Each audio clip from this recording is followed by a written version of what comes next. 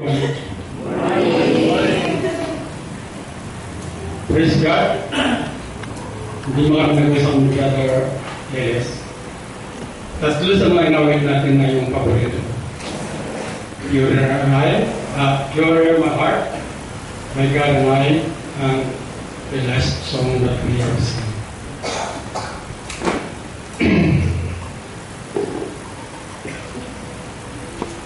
In the safety of God's mother of presence, rejoice yourself as you hear God's message today. May your heart be stilled and comforted. May your doubts and impatience well disappear. Mga kapatid, our ability to evaluate and make choices makes us unique. Kaya kapag ang Kristiyanong unit, siya ay may mabuting buti, kabutihan buti, iniingatan niya yung kanyang dangal o karangalan.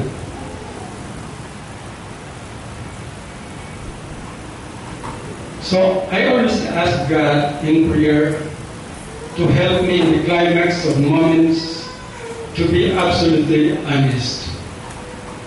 That one mark of integrity. I suppose I want to be Lord that way, and I'll work on it through the coming years to walk in my integrity. Ang integridad. Integrity is doing what you say you would do. Ulit. Integrity is doing what you say you would do. It is as basic as keeping your word, fulfilling your promise.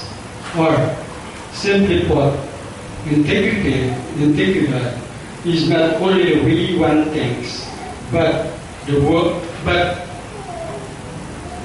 more the way one acts. Okay? Integrity is not only the way one thinks, but even more the way one acts. Alam po natin, sa mundo ito, the world today needs Christians, men and women who cannot be bold. Christians will be honest in all small things as well as great things. Christians whose ambition are not confined to their own selfish desires. Christians will not see below it because everybody else does it. Christians who are true to their friends through good report and evil report in adversity as well in prosperity. Christians whose word is their bond. Christians who say no with emphasis, although the rest of the world says yes.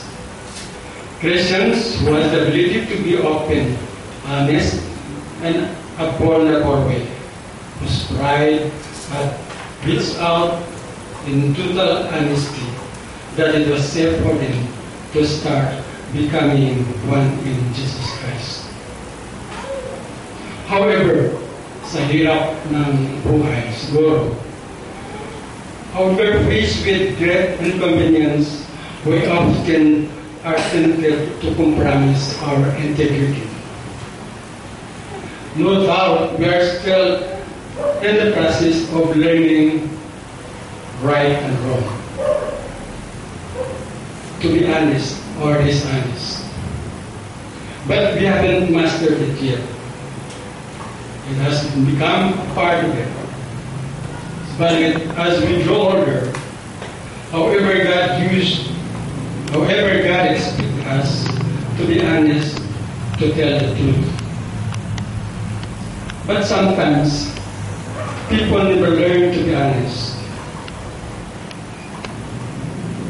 Sometimes, people never learn to be honest. We are honest most of the time, except when it would be too embarrassing or hard to us to tell the truth.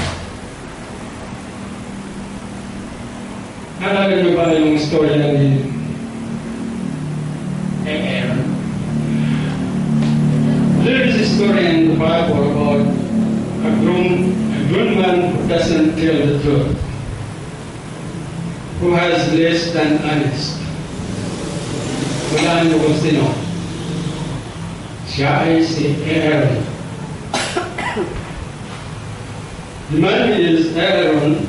The story is about the golden calf in Exodus 32, chapter 32. During the time, Moses had gone up Mount Sinai to receive the Ten Commandments and other regulations from God. He had been gone for several weeks, and the people become concerned. So they came to Aaron. Tama ba yung position ko? But now, intindihan nyo na lang. They came to Aaron and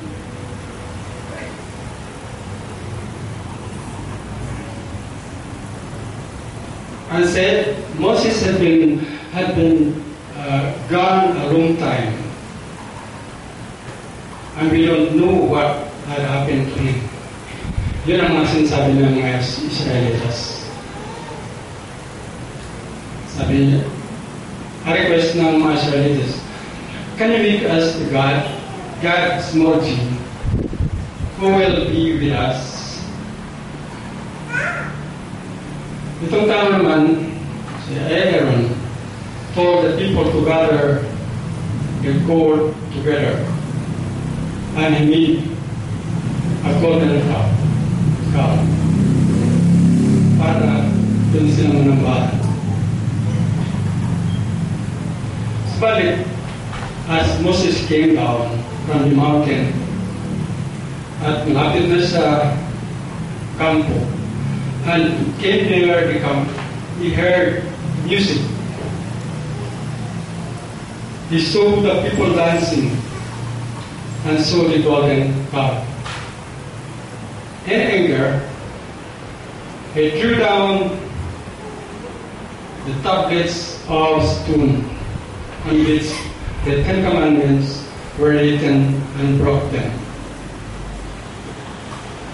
Kung basahin niyo yung istorya, in verses 21 and 22 of Exodus chapter 32, Moses asked Aaron, hindi nagkausap na sila, nakababa na si Moses. Moses asked Aaron, what was going on? Aaron replied, Moses, don't get upset. The people asked me to make them a god. They gave me their gold, and I threw it into the fire, and out broke the cup. That's what he said. What do you think? It's an incredible story. Don't you think Moses believed him? Of course not. What was Aaron's problem? Ano ba ang problema ni Aaron? Ganugin ko na Aaron. He wasn't totally honest. He gave in the people's demand for a golden calf. And that's pliable personality. Napakaluwag niya, malambot, at sunod-sunuran sa gusto ng mga Israelitas. Unfortunately, the same thing happened today. People, young and old, rich and poor, Christians or non-Christians, too often, madalas, malimit, tell partial truth or untruths. By doing so, they can be sure their lack of integrity.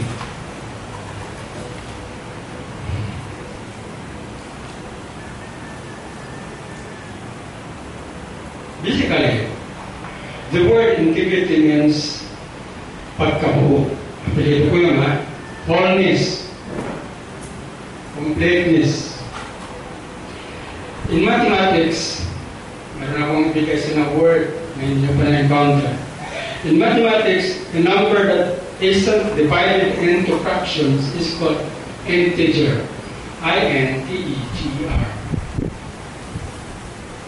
Just so, sa taong may integridad is not divided against himself. So, ang taong may integridad, hindi mo mahahati ng sarili. He doesn't take one thing and say another. So it is virtually impossible for him or her to lie.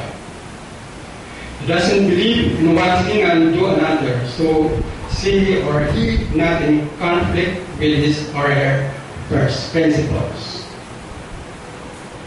Ibig sabihin, is the absence of inner warfare. Anyhow, balik tayo ka Aaron. Aaron. Had he demonstrated integrity, he would have resisted the pressures of the people and encouraged them to do right. Right? Kung hindi lang siya maging maluwag, lambot, maniwala, hindi ma-resist niya dapat yung hinihingi ng mga Israelitas.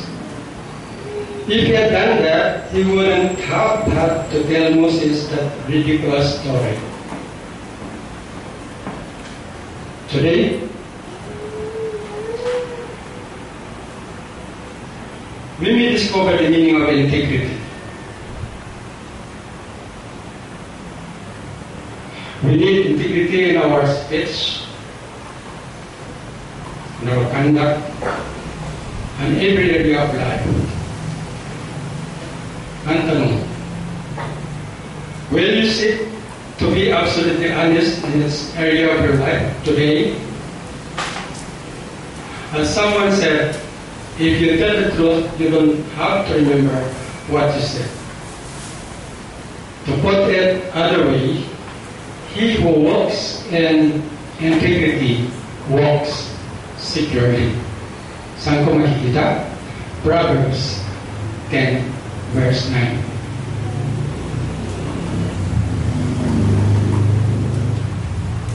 Ulitin ko, yun po yung namin natin, pure in heart, God and eyes, the last song, yun po ang paborito ko. So I always ask God in alignment to help me in the climax of moments to be absolutely honest.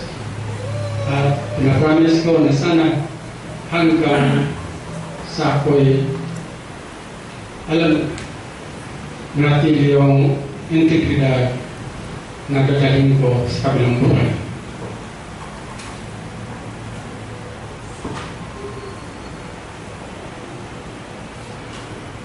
Tanong, how important is integrity sa buhay niyo, sa buhay ko?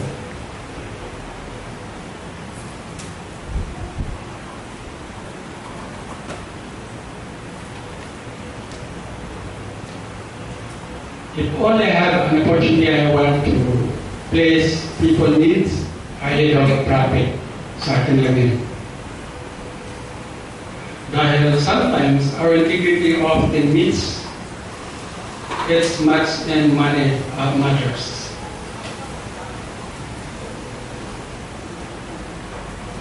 Subalit kung isipin po natin, heaven riches is far more valuable than earthly wealth. How important integrity is. If ever we needed two powerful forces to preserve as a long lifespan, they are integrity and uprightness. Uprightness makes us learn God's requirement and strive to fulfill them. Integrity being what we see we are. Uprightness says, this is Jesus' way.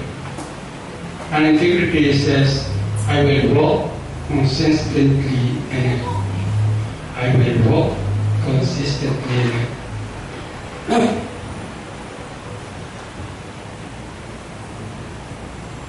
Hindi ako nalukot kanina ng binanggit ni Brother Willie.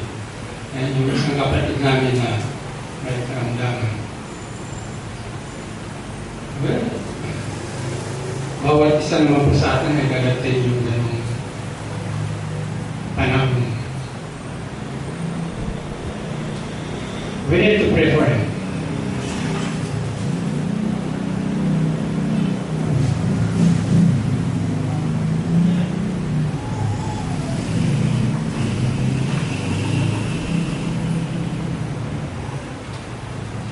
So don't treat your integrity slide. Tama ba yung pronunciation ko? S-I-S-L-I-P, slide. Don't let your integrity slide in small matters, and it will not fail your and crucial decision either.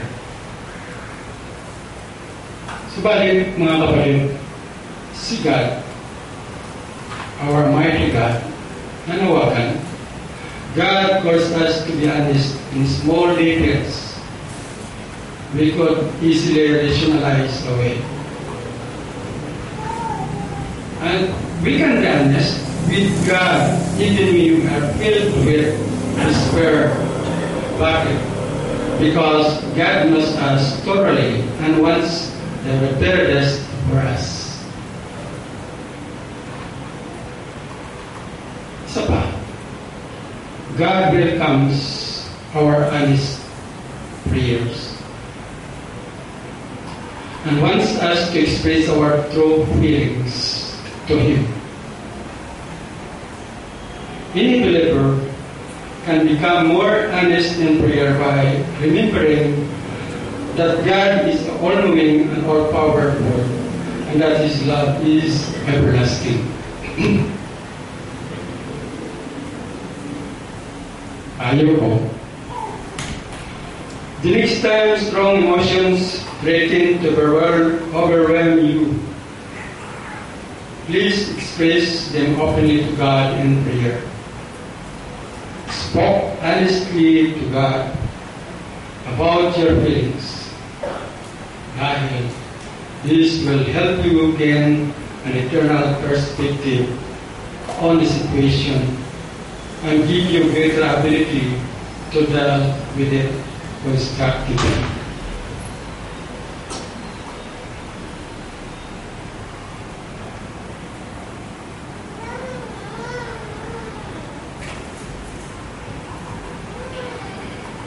Sa mga tinuturuan ko sa iyo, dahil minsan pag nasimula ako,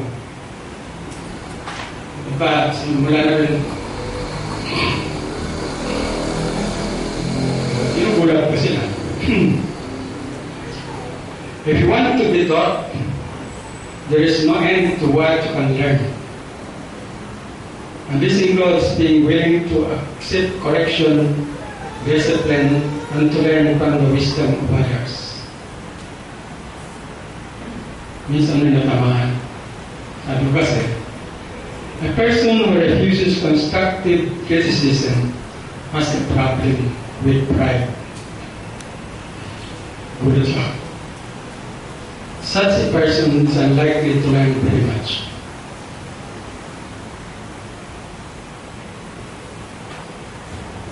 So, in the integrity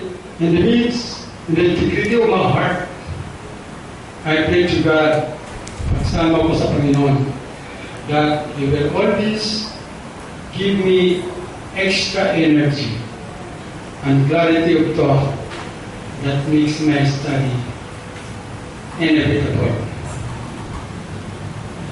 Bakit yung nasabi ito? Dahil nga, problema ko si Madam. Kanina ay week early. Sweet ka person. I view my missings. Siya nagsimula ng stopin ako. So, Lord, sabi ko, Lord, please, give me extra energy na hindi ako matitempt magalit. And gratitude thoughts upang magawa ko ng tama. I always ask God to examine me, trusting Him to clear my record according to His mercy. Again, you need to ask God, examine yourselves, trusting Him to clear your record according to His mercy. Lastly, sa kapwa kong mangaral, o sa in general na, may I quote Titus 2:7.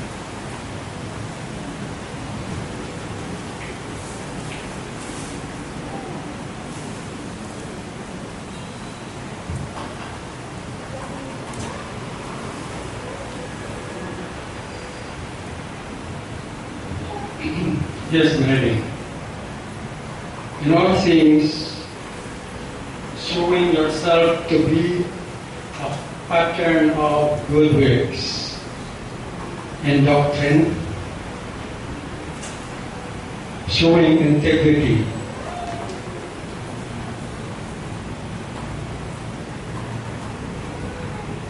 reverence, and corruptibility.